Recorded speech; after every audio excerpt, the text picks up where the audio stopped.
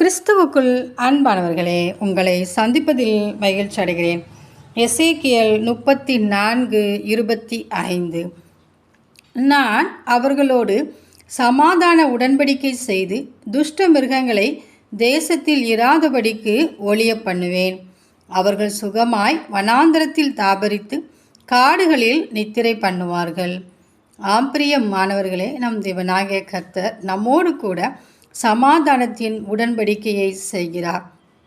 நம்மை துன்பப்படுத்துகிற மிருகங்களை தேசத்தில் இராதபடி அவர் ஒழிய பண்ணுகிறார். நாம் தாபரிக்கும் இடத்திலே சுகமாய் தங்கியிருக்க, நாம் நித்திரை பண்ண நமக்கு நம் தேவனாகிய கர்த்தர் ஒவ்வொரு நாளும் உதவி செய்கிற பரம தகப்பனாய் அவர் காணப்படுகிறார்.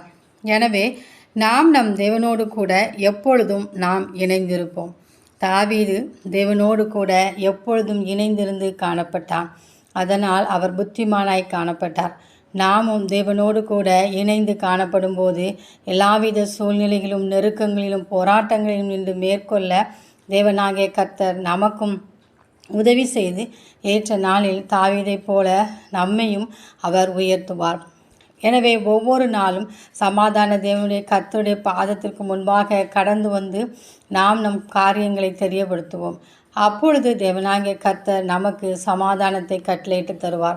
அந்த தேவனின் அன்பு கரங்களை நாம் பற்றி கொண்டு அவரோடு கூட வாழ்வோம். ஆமேன்.